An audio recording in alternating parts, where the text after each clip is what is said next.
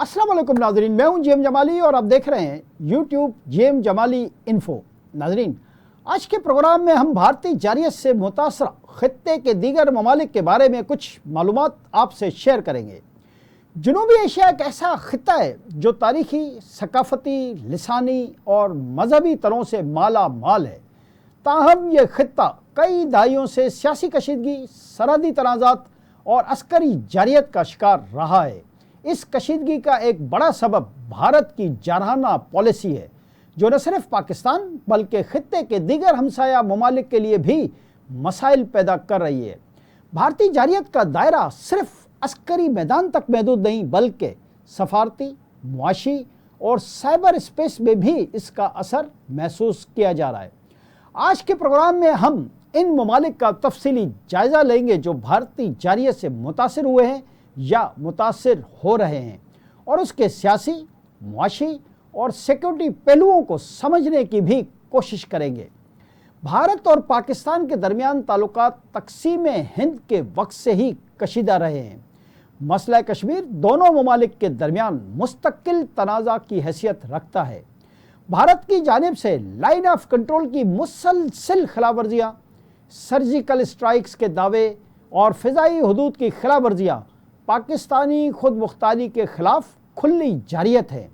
भारत पाकिस्तान पर दहशत गर्दों की पुष्ट पनाही के झूठे इल्ज़ामात लगाता है, जबकि खुद भारत कई बार पाकिस्तान में दहशत गर्दी की कार्रवाइयों में बेराह रास्त मुलविस रहा है और उसकी भारतीय एजेंसी रा के मुलविस होने के वाज़ेह सबूत हुकूमत पाकिस्तान के पास मौजूद हैं, और कुलभूषण यादव की गिरफ्तारी इसकी वाज़ेह मिसाल भी है। भारत ने मुख्तलिफ आलमी फोरम्स पर पाकिस्तान को तनहा करने की कोशिश की है। FATF जैसे इदारों में पाकिस्तान के खिलाफ लॉबिंग और उस पर अरबों डॉलर खर्च करना भारतीय सफारती जारियत की मिसाल है। जी नाज़रीन, दूसरी तरफ भारत और चीन के दरमियान सरहदी तनाज़ा एक पुराना मसला है। 2020 में लद्दाख के इलाके में गुलवान वादी में होने वाली झड़पें, जिनमें दोनों जानिब से जानी नुकसान भी हुआ, भारतीय जारियत की एक नुमायां मिसाल है। भारत ने चीन के इंफ्रास्ट्रक्चर मंसूबों के खिलाफ भी बयानबाजी की। भारत ने चीनी ऐप्स पर पाबंदी आयद की, चीनी कंपनियों की सरमायाकारी पर कदगन लगाई और बायकॉट चाइना मुहिम शुरू की। ये तमाम इक़दामात मुआशी मास पर चीन को नुकसान पहुंचाने की भारतीय कोशिशें थीं। भारतीय जारियत की वजह से खित्ते का एक अहम मुल्क नेपाल भी बहुत ज़्यादा परेशान है। 2020 में भारत ने अपने नए सियासी नक्शे में नेपाल की सरजमीन काला पानी, लंपिया धूरा और लप्पू लेख को शामिल किया, जिस पर नेपाल ने सख्त एहतजाज किया। यह सरहदी तनाज़ा नेपाल के लिए भारतीय जारियत की एक और शक्ल है। भारत नेपाल की दाखिली सियासत पर असरअंदाज होने की भरपूर कोशिश करता रहता है, ख़ास तौर पर उन सियासी जमातों की हिमायत या मुखालफत के ज़रिए जो भारत नवाज या मुखालिफ समझी जाती हैं। जी नाज़रीन, दूसरी तरफ जब से बांग्लादेश में हसीना वाजिद की हुकूमत ख़त्म हुई है, उसके बाद से ही भारत बांग्लादेश का भी खुला दुश्मन हो गया है और मुसलसल उसके खिलाफ साजिशें कर रहा है। भारत और बांग्लादेश के दरमियान दरियाओं का पानी, ख़ास तौर पर तेस्ता दरिया की तकसीम एक बड़ा मसला है। भारत की जानिब से बांग्लादेश के हिस्से के पानी को रोकने की कोशिश बांग्लादेशी मईशत, ख़ास तौर पर ज़राअत पर मनफी असर डालती है। भारतीय बॉर्डर की जानिब से सिक्योरिटी फोर्स से बांग्लादेशी सरहद पर आम शहरियों पर फायरिंग के कई वाक़यात रिपोर्ट हो चुके हैं। भारत के साथ तिजारत में बांग्लादेश को खसारा बर्दाश्त करना पड़ता है, क्योंकि भारत अपनी मसनूआत को बरामद करता है मगर बांग्लादेशी मसनूआत पर तिजारती रुकावटें खड़ी करता है।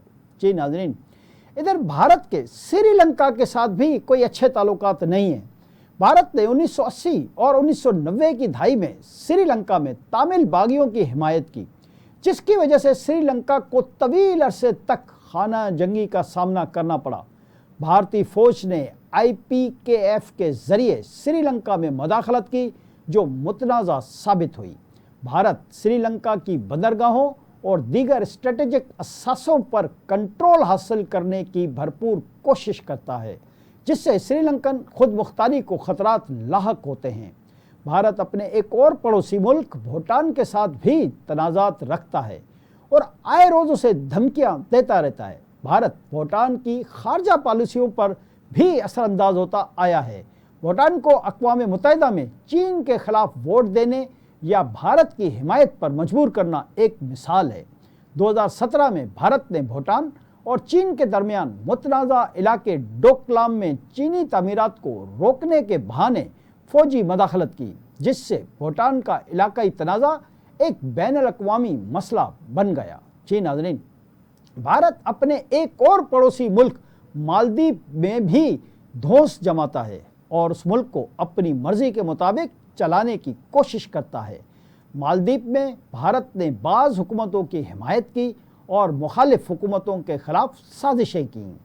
انڈیا آؤٹ مہم اسی سیاسی مداخلت کا رد عمل ہے۔ اس کے علاوہ مالدیپ میں بھارتی فوج کی موجودگی ایک تنازع بن چکی ہے، جہاں مقامی آبادی اسے ملکی خود مختاری کے خلاف سمجھتی ہے۔ گویا خطے کا کوئی بھی ایسا ملک نہیں کہ جس پر بھارت حاوی ہونے کی کوشش نہ کر رہا ہو۔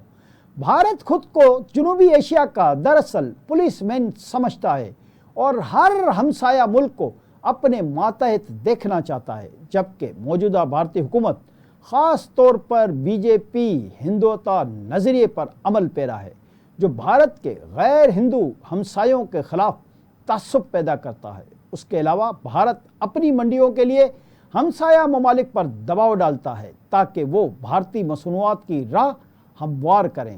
یہاں سب سے زیادہ افسوسناک بات یہ ہے کہ بھارت کو عالمی طاقتوں کی پشت پناہی حاصل رہی ہے۔ امریکہ اور اسرائیل جیسے ممالک کی حمایت بھارت کو خطے میں جارانہ پالیسی اختیار کرنے کا حوصلہ دیتی رہی ہے۔ بھارت کی ہٹ دھرمی اور جارحیت پر مبنی پالیسیوں کی وجہ سے خطے کے تمام ممالک بھارت سے پریشان ہیں اور خطہ عدم استحکام سے دوچار ہے۔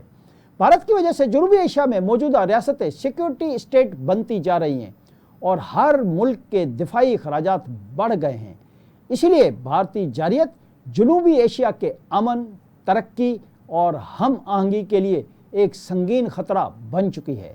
پاکستان سے لے کر نیپال، بنگلہ دیش، چین، سری لنکا، بھوٹان اور مالدیپ تک سبھی کسی نہ کسی سطح پر بھارتی اثر و رسوخ، دباؤ یا براہ راست جارحیت کا سامنا کر رہے ہیں۔ اس صورتحال کا مقابلہ صرف مشترکہ علاقائی حکمت عملی، بین الاقوامی دباؤ اور عوامی بیداری کے ذریعے ہی کیا جا سکتا ہے۔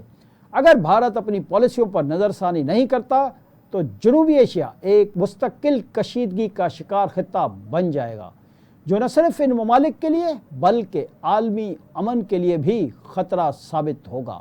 آج کے لیے اتنا ہی۔ اگلے پروگرام تک کے لیے اپنے میزبان جیم جمالی کو اجازت دیجیے۔ اللہ حافظ۔